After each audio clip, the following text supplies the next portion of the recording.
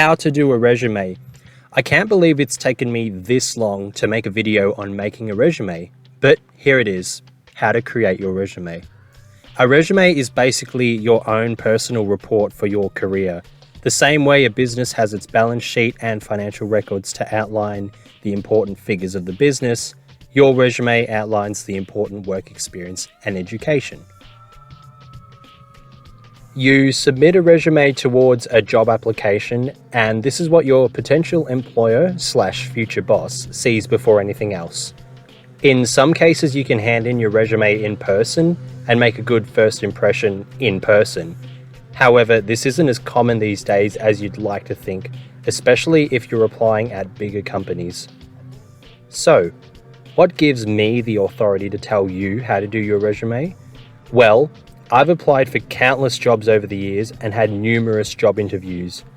I've also had my resume downloaded from several recruiters on Seek and had them consequently stalk my LinkedIn profile. So it would seem my resume works, wouldn't it? I've also gone to workshops held at my university back when I was a uni student. And these workshops taught you how to progress your career, depending on what the subject of the workshop was. For example, we had one dedicated to cover letters, one dedicated to networking, one dedicated to your LinkedIn profile, one on how to pass a job interview, and they, as you can imagine, also had one on making your resume. Now, these were held by certain team members at the university, and this team comprised of prior hiring managers/HR staff from other organizations. It's like an all-star cast in Smash Brothers, but it's from the employment world. So I'd like to think that these ladies knew what they were talking about, hey. So essentially, I can talk about resumes since I've learned from the best and I've put what they've taught me into practice, and it's worked. I had countless interview offers as a result. Okay, let's get started now. Your resume style doesn't matter too much. Employers aren't after fancy resumes. They're after your professional snapshot. Don't put photos on your resume either. I've seen some people do this at my current job because some people send resumes to my email address because my email address is sort of like the main email address of the business. Now, I mean, the photos may help, but our old HR manager even stated that she, quote, hated when people put photos of themselves on their resume. So to play it safe, don't put a picture of yourself on your resume. If they want to care or know how you look, they'll stalk your social media. Putting your address here is optional too. I've been discriminated against since I put my address in my resume. I applied for a job that was 2.5 hours away from where I lived. Yeah, okay, so he had a point in discriminating against me. However, I was willing to suck up the long drive and the lack of gym to revive my career at that point. I ended up getting an interview anyway. He called me at some point, was just curious as to why I applied despite living so far away. I basically told him I wasn't fussed about the travel, because he lived 45 minutes from the job, which he hated, and I lived more than an hour from him. But 3 weeks later, I got a call from their receptionist calling me in for an interview. Went in anyway. I obviously didn't get the job. The other candidate they hired could have been just a better option than me in general, but I know for a fact that the location of where I live played a factor. Now, as I alluded to, this job would have consumed my life. In hindsight, it's likely best that I just stayed out of the accounting labour force for a few extra months to find a job closer to home. But the point stands. If you put your address in your resume, it can be a factor for discrimination. Obviously, you can't just exclude everything in an attempt to avoid discrimination, but your residential address is something that isn't essential for your resume. Also, while we're on the topic, they can't legally discriminate, but employers do have their biases, all of them. It's your challenge to be such a good option that they don't care about any potential prejudices they may hold. I'm sure if I had a lot more knowledge and carried myself better in the interview, I may have received the job offer over the other candidate. Well, maybe not since he was pretty concerned about my location, but you get the idea. If there's something slightly concerning to the recruiter, make sure the rest of your professional portfolio is so great they won't care about any other areas you may fall short in. Another factor relating to discrimination: don't put your marital status or if you have kids, etc. on your resume, because it can lead to discrimination. Example, some employers don't want to hire someone who might be off work a lot with sick kids, for example.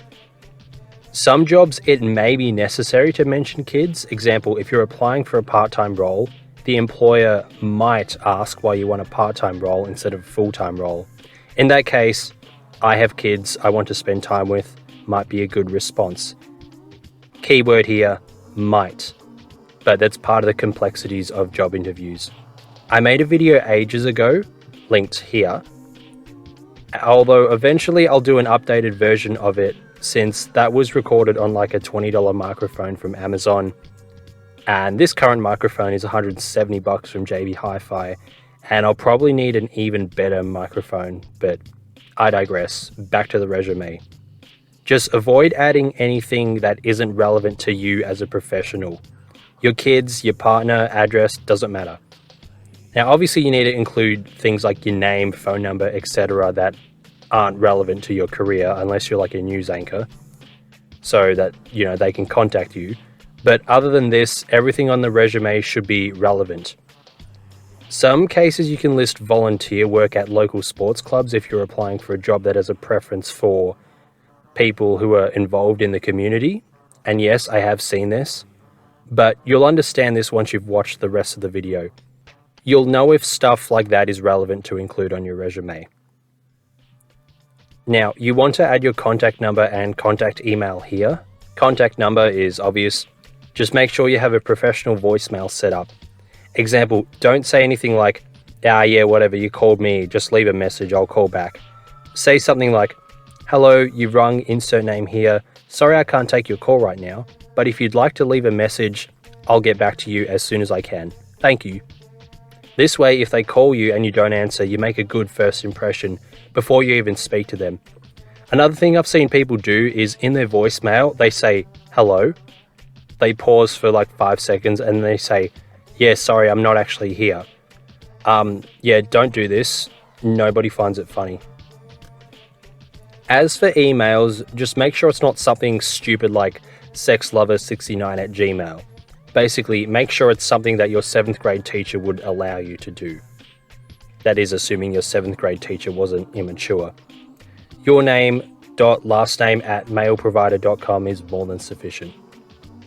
Also, include your LinkedIn profile. You can edit it so that it doesn't include any randomly generated numbers in your personal link. I was taught employers look down on the link if it has numbers. I'm not sure if this is exactly the reason, but it doesn't take too long to change the link anyway. And it doesn't hurt to do everything in your power to increase your employability. Career profile. This is where you outline yourself in terms of a professional sense in 5 to 6 sentences. I have 7 just because I have so much to stack here. I could remove the part that says including working full-time during COVID-19 pandemic, but I legit kept this in my resume when I updated it near the tail end of 2020 because I was so pissed off that I lost a job and missed out on JobKeeper while everyone else in Australia was getting paid to sit at home while I had to go to work. So yeah, anyway, ideally keep this at 5 to 6 sentences. Any less and you might be wanting to add more stuff to your resume. There isn't necessarily anything wrong about not having as much to put on your resume or not having done anything relevant to put here, but the problem arises when someone else has done more than you. Remember, you basically get the job if you're the next best option on the market and you interview well. The more you do, the worse everyone else looks in comparison. So that's why any less than 5 sentences here isn't the best. But that's just what I've seen. Maybe you could have 4 solid lines of extremely relevant experience, whereas mine is more varied, but either way, 5 to 6 lines is the sweet spot. Note in my career profile, I outline my education, relevant experience, any other employment, some insight into my soft skills, Soft skills are behavioral stuff like a quick learner, hard worker, driven, motivated, etc. Good customer service, that kind of stuff. The transferable skills amongst many different workplaces. I also include any career aspirations like working towards CPA accreditation. The last line, extremely eager for a challenging accounting position to improve upon already solid accounting skills. This advertises myself as a good fit for any potential employer and how I can be of value to them. Now, I'll admit this is pretty generic. The idea here is to tailor your pitch towards something specific to the organization. Example, if they stated in the job description that they want a self-motivated individual, you could say, looking for a position that allows me to demonstrate my ability to work autonomously. Because self-motivated implies that they don't micromanage you and they tend to leave you alone to do your work. By saying you have an ability to work autonomously, aka work independently, you're advertising yourself as a perfect fit for that organization. Note that this is my resume at the end of 2020. As of now, it'd have quite a lot of updates and different skills and experiences. I just picked this one since it's more applicable to people applying for jobs. Now, I'm not looking for any new jobs at the moment, as explained in this video here. Admittedly, I had done a lot more during my university time than most others, but perhaps this can give you an example of the other ways you can beef up your resume, such as doing other relevant short courses or volunteering at a university club, then gaining an executive position at that said university club. Now, these are a lot easier to get than you think. If you join a smaller club, you're practically guaranteed this, and you can put it on your resume. You're not lying, and it may not be as good as a glamorous executive position for the larger university clubs, but it's still quite good. I mention it in this video. It might be a good idea to ask the club if they have executive positions first before joining. I got recruited for my club in particular since they were actually looking for a treasurer or a secretary. That's a story for another day, but basically they came up to me since they, and I quote, thought I looked cool. Now, to be fair, I did look pretty cool with my tight-fitting gym trousers and hoodie and my hair slicked back. So my gym aesthetic helped my career. Funny how that works. Anyway, moving on. So next up, you have your education section. If you're further into your career, you would have your relevant experience section next. The reason is employers spend an average of 7 seconds on your resume, so you need to give all of your good points out first. If you're a uni student, your education is more important to your resume than experience, since you won't have much experience. If you're 3+ years into your career, your relevant experience becomes more important than your education. So, if you're still studying or finished recently, have your education section first. If you're a few years out of uni and have some experience under your belt, have relevant experience next. Now, I keep saying university, but obviously not everyone who needs a resume has gone to university. In your case, remove education if it's not relevant. If you need education for a job you want, go and get that education. You got this. For education, just say what qualification you got, where you got it, the years you studied, and any highlights.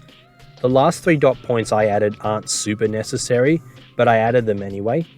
If you were like the top of your class or something, then definitely add this. My grades for income tax law could have been better, but they're still pretty good. And it also shows a bit of an aptitude for tax. The assignment for corporations law, I was also super proud of. The reason I didn't include the final grade is because I actually sucked at that exam, which dragged my grade way down. But shh, we don't tell the employers that. Cert Foreign Fitness, this is not really relevant to accounting in my case. I could get rid of this, to be honest, but I added it in just because it showcases my various avenues of education, and this might help my chances of getting the job by 0.5%, but that's a lot better than 0.0%. You could argue it hurts my prospects, as some people will be like, it seems you're unfocused, but I'd argue that they just aren't driven in the way I am. So in my Cert 4 class, we did some business stuff amongst all the general fitness stuff you'd expect. But fitness isn't relevant for my career. I could shed off all my muscle or gain 30 kilos of fat. Besides the way I'm treated and how I carry myself, this wouldn't really impact my ability to do the job, unless you had some health problems, but you get the point. Me having bigger muscles than the average person and abs doesn't mean I can do the job better than anyone else. So yeah, I just added the business related stuff I did in Cert 4. As for study abroad, employers love this for some reason. You basically do a subject at another university. I believe they see this as your ability to work well with others and shows your ability to think outside the box. But regardless, it's a good experience to have. You could just say study abroad and be fine without those 2 dot points. But the exchange I did was the very first between the 2 universities. And I believe it may have been the first time my university and the university in Denmark did any sort of exchange. So I can argue my ability to carry myself professionally to make a good impression on the Danish university. Obviously, I wasn't the only student there, but it's an argument I can make. The second line is a bit of a stretch, but it's just something you can write. Some people have a section on their resume that lists skills, and I've even seen this recommended in a few other YouTube videos on doing your resume. Now, don't do this. I was taught that adding a skills section is not necessary. You should be able to showcase this in other sections of your resume. Listing a skills section is, well, just a list. I can list skills saying hard worker, customer service, client relationships, Excel, Microsoft Office, attention to detail, communication skills, delegation skills, etc. But ideally, you showcase this in your relevant experience/employment section. For example, here in my most recent role on this resume, note how you can tell that I have good attention to detail. I'm showing them what I did and how it requires these good soft skills and technical skills. I'm not saying I have good attention to detail. I'm saying I did this, I did that, and then from there they can tell I have good attention to detail. Relevant experience. Just say the name of the organization, your position description, and the time you worked there for. Then list 6 to 8 points involved in your job role. I have 9 here, which is usually a little much, but I added a 9th line just to fill out the page and make it flow into the next position nicely. This is self-explanatory, just note down parts of your job description. Use a verb, which is a doing word, to start off each line. This shows your employer your ability to do things at your job. Don't just list things like answering phone calls. Say, managing client relationships via verbal and written communication. See how I changed it from listing a duty in the job to showcasing your ability to work well with customers/clients. Twisting all of your job duties in this manner takes a bit of time and effort, but the important part is to start each line with a doing word, then mention the task and the job, and then finish with why it's important to the business. You can see several examples of this throughout the rest of my resume. Note that not every line needs to be perfect, and not every line in this resume is perfect. You won't be able to twist every job duty into something fancy sounding responsibility on your resume, but do your best. Again, this resume has plenty of examples you could apply to your own resume. Here's another bit of experience. I was a PT, personal trainer, at Good Life for a while. Note how I don't mention any fitness stuff here. I just mention the stuff that's relevant to business/accounting. Again, I have 9 lines. You could cut these down. I just added them to show all the relevant soft skills towards being an accountant. Now, these are what you call transferable skills. So your ability to work well with clients is very important in the world of accounting, as well as personal training. So as a personal trainer, I had to work well with clients. I used a verb. I said what I did. I explained how it's important. Here is my experience at the Australian Taxation Office. Try getting unpaid work experience, aka an internship or volunteer work in your relevant field. No pay sucks, but sometimes you gotta do what you gotta do. It is what it is. Now, you got to do this for the sake of your career or the job you really want. Note I have 11 lines, probably too much, but I added them in since I felt that the accounting employers would love to see what I did at the ATO, which is the arch nemesis of any accountant. Here is another bit of experience I had during my university studies. Not much to say here that hasn't already been said, just write down what you did. Here's a summary of my experience as an executive at the university club.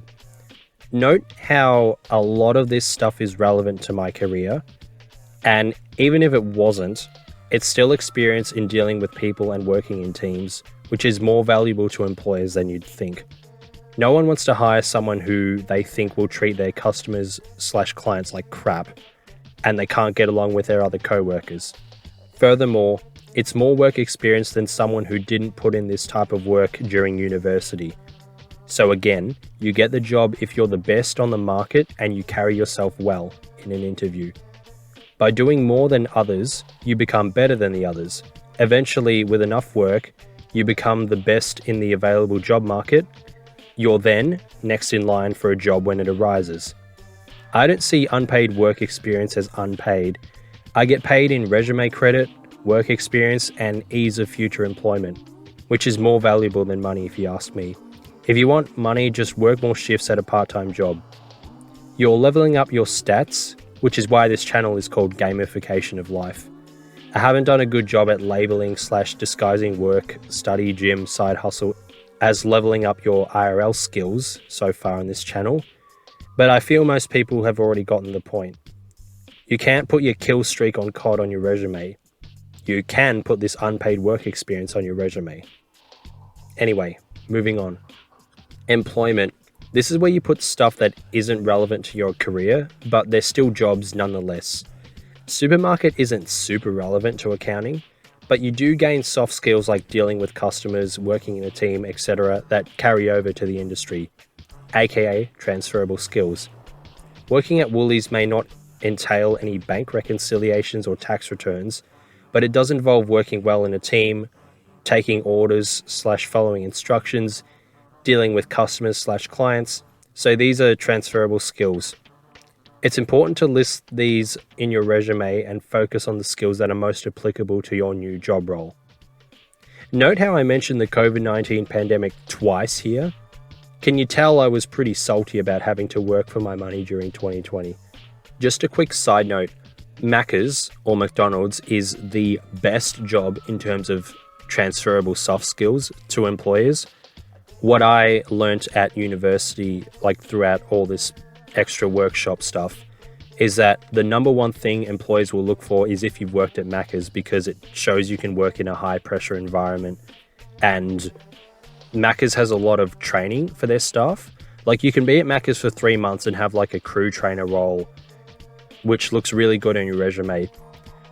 Supermarkets don't really have that. You can have like second in charge, but that's a full-time role, and normally that goes to like people who've got Woolies as a career, whereas you can be a crew trainer just working part-time.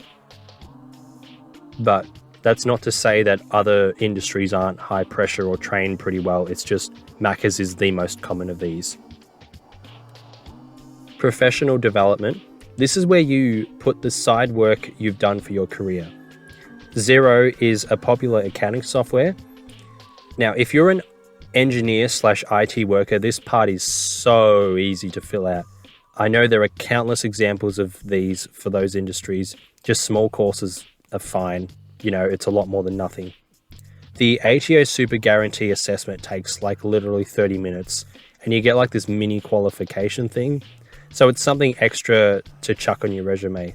And it shows your employer that you care about your career, since you're willing to go the extra mile by sacrificing your free time to do the extra work.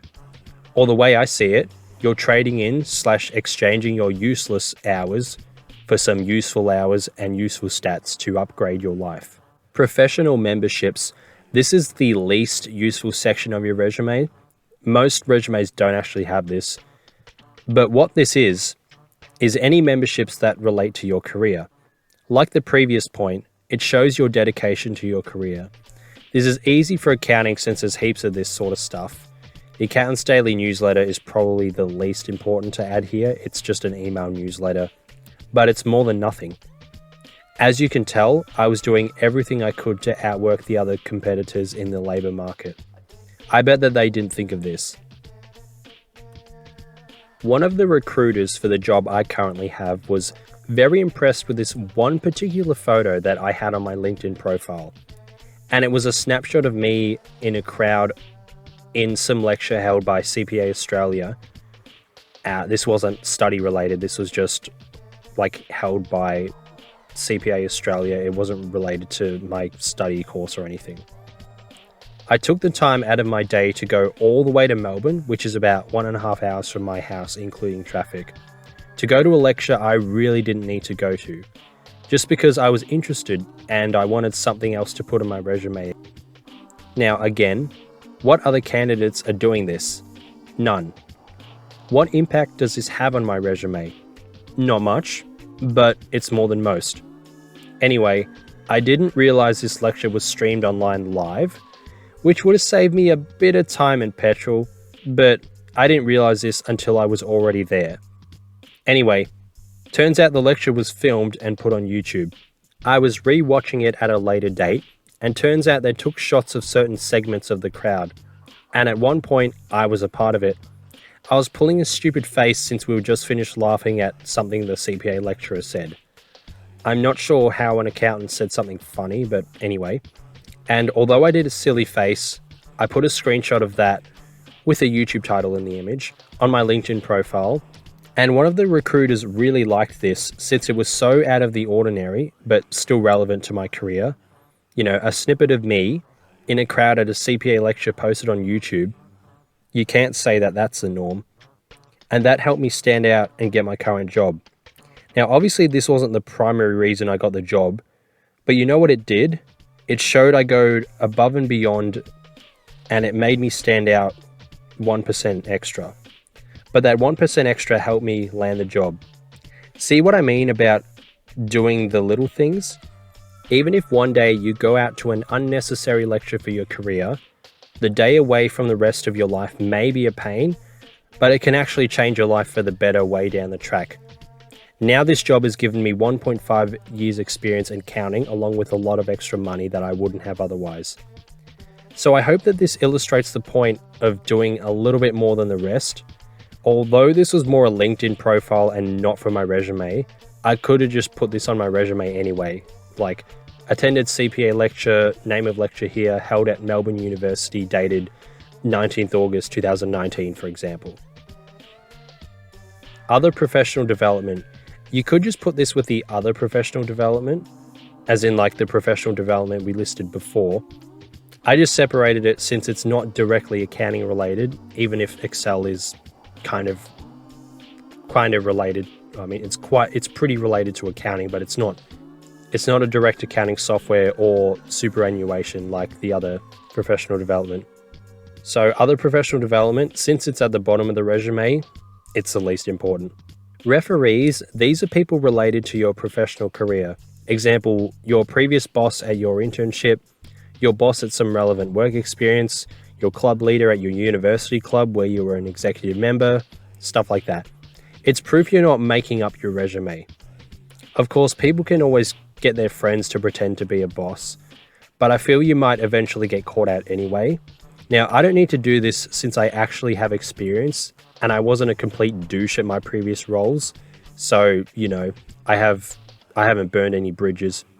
But if you're super desperate and have no experience, maybe this is something you want to do. I don't recommend it. I recommend just putting in the work and actually getting experience, but you do you. Your resume is ideally 1 to 2 pages. I had 3 just because I had so much experience and I wanted employers to see. You could cut the personal trainer job and the very first accounting job, as well as the professional development and memberships. But as mentioned, I wanted to show employers that I go above and beyond. I've done an updated resume that's had more of the fluff cut out. I cut out anything related to being a personal trainer. I cut out some lines from the relevant experience and employment. I cut out the first accounting job I had. And I cut out the professional memberships section. This would probably be a better resume to have floating around. I just don't like some of my other experiences and efforts towards my career not being showcased. Of course, the good life and first accounting job would show on my LinkedIn profile anyway, but recruiters don't check your LinkedIn profile unless they're impressed with your resume first. But I feel it's important to include all my experience on my resume. Just me personally, most people will tell you that this is a better resume to have. I'm of the assumption most people don't have a lot of experience to put on their resume anyway, so this is probably just a me problem. So, that's a rundown of how to make your resume. Hopefully it helps you out. Let me know how your job hunt goes. That is all.